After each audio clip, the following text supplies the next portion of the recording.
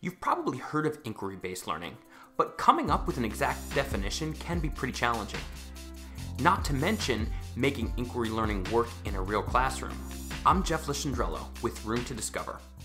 In this video, I'll explain what inquiry-based learning is, why it's so important, how to make it work in a real classroom, and where to go next for more information and resources. So if you're a teacher, a tutor, or a homeschool parent that's looking to bring hands-on, authentic learning to your in-person or online classroom, you'll want to stick around.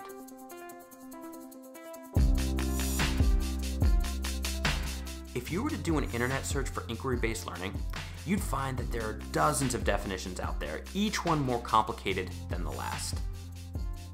But what I've found is that the simplest definition is probably the most useful. And when it comes to inquiry-based learning, the definition is right there in the name. It comes from inquire. It means that students learn by asking questions, by exploring, by discovering, as opposed to learning by receiving information that's provided by a teacher.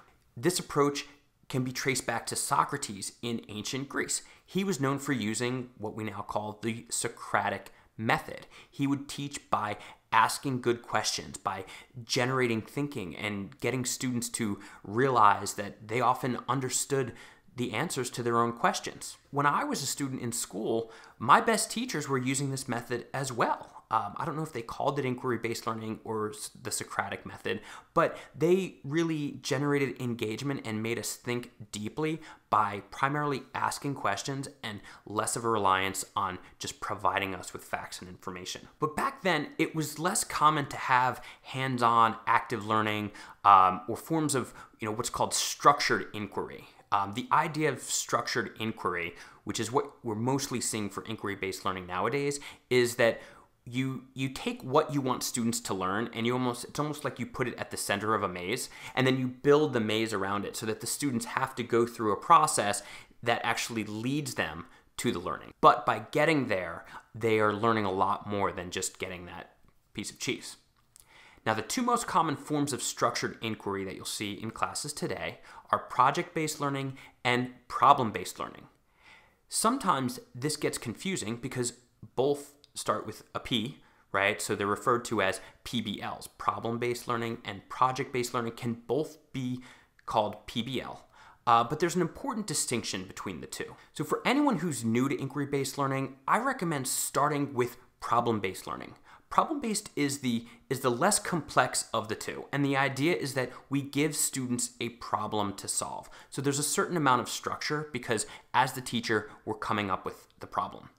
Another feature of problem-based learning is that it will usually occur within a certain class period, or maybe over 2 class periods. But these are short-term lessons where we're giving them a little bit of inquiry, we're facilitating, and we're teaching them how to inquire. And it ends quickly, we can reflect, and then move on to the next lesson. Project-based learning, on the other hand, tends to take place over a longer period of time, like an entire unit. You might spend weeks or months on a single project. Now, it's important also to recognize the distinction between a project and project-based learning. So if students are asked to make a poster and they go home and they cut pictures out of a magazine and bring in the poster, we might refer to that as a project, but it wouldn't really qualify as project-based learning. For something to be project-based, there are a number of conditions that we want to meet. For one, we really want to have a learning objective that's usually going to be tied to standards. We're going to provide enough guidance that students know what to produce and provide them enough freedom that they can be guided by choice, that they can pursue something along their own interests. Marrying those two can be pretty complicated, and we're not going to get into detail of how to make projects work in this video because that could be a whole video or series of videos.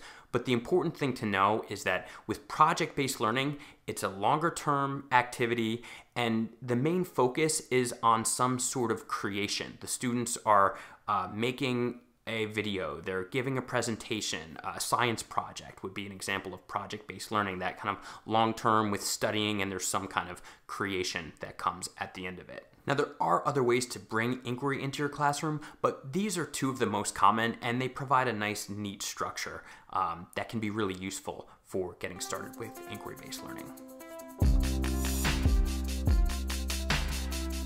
So you may be wondering why you should go through the trouble of bringing inquiry-based learning to your class.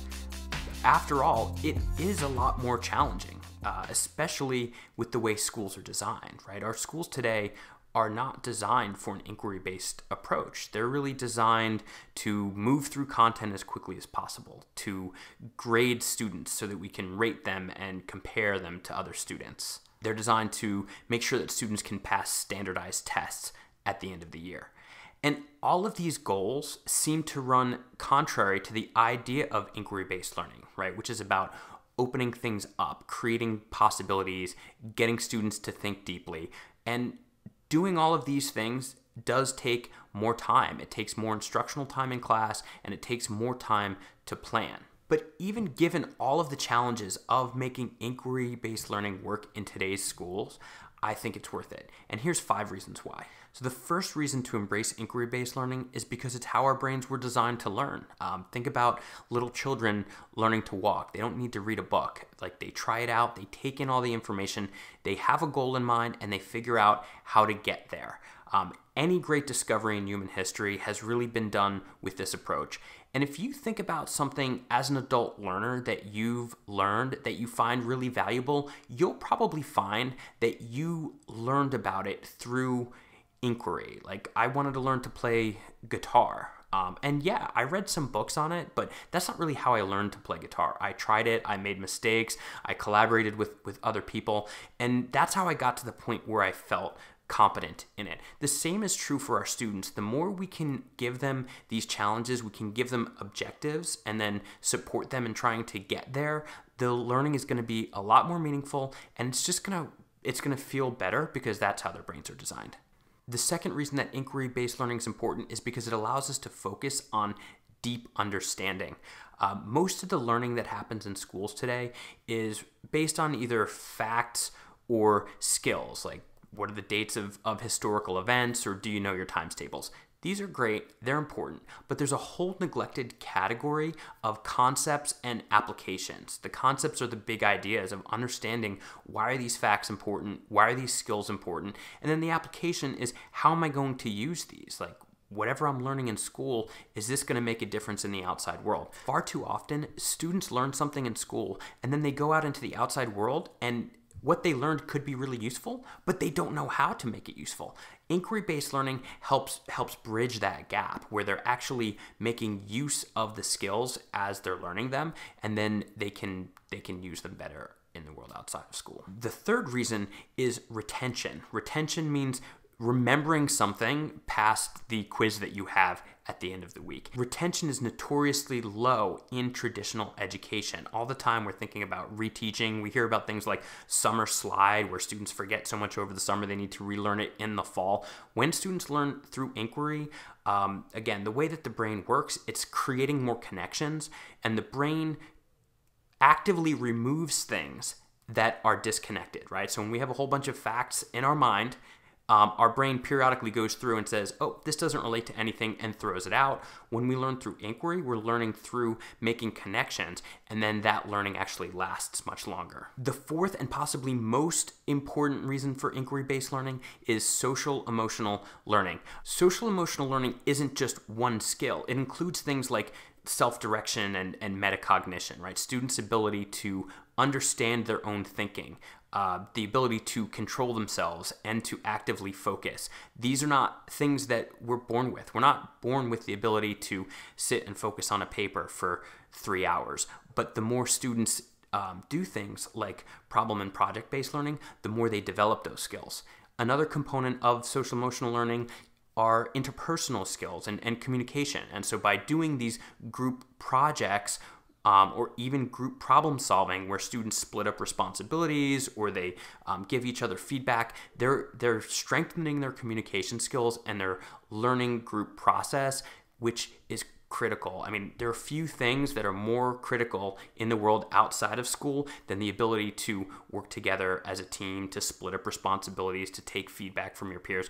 All of these things are strengthened when students engage in inquiry-based learning. And finally, the fifth reason to embrace inquiry-based learning is what I call slow then fast. So I mentioned that inquiry learning is about creating time and creating space, how it's going to take so much longer. And actually, that's true at the beginning, right? So as we as teachers are adjusting to inquiry-based learning, as our students are adjusting to inquiry-based learning, it does take time. It's a different approach. There's going to be some resistance. There's going to be extra planning.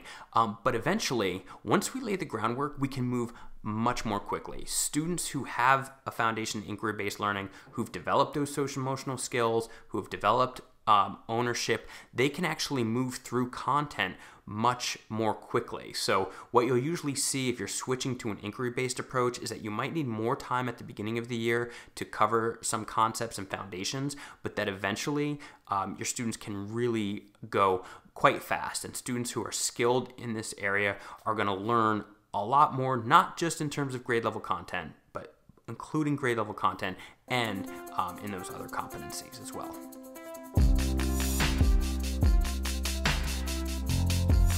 So now, assuming you see the value in inquiry-based learning, the big question is how to make this happen.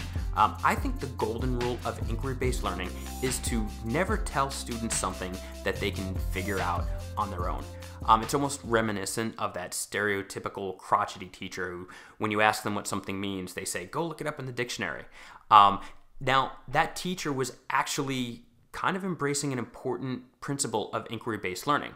Now, we don't really like that tone and that attitude. It's almost like, don't bother me, look it up on your own. And that's not what inquiry-based learning is about. We're not having students look things up because we don't want to be bothered. It's actually more work for us to really support them in developing the skill. But the reason that we don't want to tell them something that they can find out on their own is because once they learn how to find it on their own, and once they develop the confidence to find things out on their own, then they're going to be able to find out so many things so much more quickly than we could ever just tell them. So when we tell them to go look something up in a dictionary, if it's done out of, because we don't care about them, then no, that's not good. But if we do it out of love and concern for what they're going to gain from looking it up in the dictionary, or doing it now, it's a Google search, then that is really good. That's positive, and that's moving in the direction of inquiry-based learning. As I mentioned, there are two main types of inquiry-based learning that we're going to focus on, project-based learning and problem-based learning. As I said, I'm not going to go into too much detail about project-based learning for a few reasons. Project-based learning has gotten so much buzz over the past few years. It's everywhere. You can find tons of information about project-based learning.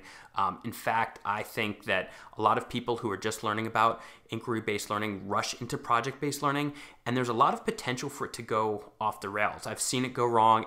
It's gone wrong in my own classes. When I had students who had not learned how to learn through inquiry, when I hadn't learned how to teach through inquiry, and you start on a project that's going to take an entire unit, several weeks or a month, on day 2, you realize that you forgot a step in the process, or on day 2, you realize that your students aren't as prepared for this type of learning as you thought. It's going to be really hard to get things back on track. So if you really want to jump into project-based learning, I'm sure there are a ton of resources out there. I want to focus on problem-based learning because I think problem-based learning is really underappreciated. It hasn't gotten the attention that project-based learning has gotten, and it's a really great first step. Now, some people don't like it as much because it doesn't give students as much choice, as much freedom, right? Because we're creating the problem for them to solve. But I think it's the simplest to implement. It can work really well in a traditional classroom using a traditional curriculum. So the easiest way to bring problem-based learning to your classroom is to use the workshop model. The workshop model was originally developed by John Vandewaal as the math workshop model, but since then it's been expanded and used for really any subject. The basic idea is that a workshop lesson has 3 parts. I call them inspire, inquire, and reflect. The first step is inspire, and this should be the shortest part of the lesson. The big difference between a traditional lecture and the workshop model is that the lecture portion of the workshop model is very quick. And we really want to make sure that we're not explaining the content, right? We're not telling students how to do something. We're just getting them excited for it, right? So we can do things like telling them why the learning is relevant to the real world. We can activate prior knowledge, things that they already know, or we can connect it to things that they're interested in. So really what we want to do is just kind of get them quickly about the learning that they're about to experience. The second part, inquire, is where the real learning happens. And if we've planned our activity well, during this time, we're really just acting as a facilitator. So we're going to present students with a challenge, with a problem to be solved, ideally put them in small groups, but it can also be done independently. And then they're just gonna go with it. And as the instructor, we can kind of hover around. We're gonna look at what they're doing. And again, if we see students struggling, that's okay. That's called productive struggle. We're trying to generate productive struggle. They may even make mistakes, and we actually don't correct those mistakes during the inquire phase. We might ask them questions. In extreme cases, if students are just totally lost and they can't get started, we might modify problems for them, but we really want to avoid giving them the answers. We want them to try to figure it out. And this is the challenge because we need to ask good questions. We need to ask questions that are in students' ZPD or their edge of understanding, right? So if we can ask them questions that are right on their edge of understanding, they can either figure out using what they already know, or we can provide them resources that they can refer to help learn them. Then we've done a great job generating inquiry. Third part of the lesson, reflect, is just as important as the inquiry. This is the part that often goes out the window because the bell rings and we're done. So if this happens the first time you do a problem-based lesson, don't worry. It's happened to me 100 times. But when the lessons are really good, we plan well enough that we give students the time and then we bring it back for reflection. There are a number of forms that can take. That can be a gallery walk where students hang their work around the room and everybody walks around and makes notes or gives feedback to different students' work. It can be a presentation where different groups share their work and the other students in the class give them feedback. It can even be just a sit down and do a written reflection. If at all possible, these should all happen at the same time. The reflection is really where students cement their knowledge. It's also the time as the teacher where you might give direct factual instruction. So if students get up at the end and they have an answer that's clearly wrong, we'll see if anybody else can fix it for them, but if not, then we provide the direct instruction. The advantage over explaining it at the beginning is that they've had some time to play with it. They've had that time for that productive struggle, and the productive struggle makes them more receptive. Like they're more interested in the learning because they've tried to do it on their own, and they're more able to process the information that you give them because of the time that they've had engaging in the hands-on activity. So I hope this video has clarified the basics of inquiry-based learning and gotten you excited to try it out with your students. If it has, I'd really appreciate if you hit that like button and subscribe to our channel. And if you love this video, please share it. If you'd like to find more information or support about bringing inquiry-based learning to your students, here are 3 places you can go. First is a blog post I wrote about planning inquiry-based lessons in 3 parts, and it includes a free downloadable template for planning your own inquiry-based lessons. You'll find that at roomtodiscover.com/lesson plans. Next, if you want to buy fully completed lessons with student materials, lesson plans, key, all of that, you can find those on our online store at roomtodiscover.com/TPT. And finally, if you're looking for professional development, our workshops page will show you what we have upcoming as well as custom sessions that you can schedule. Most of these are going to be specific to a particular subject area, math, literacy, and so on. So thank you for watching, and thank you for giving your students the room to discover.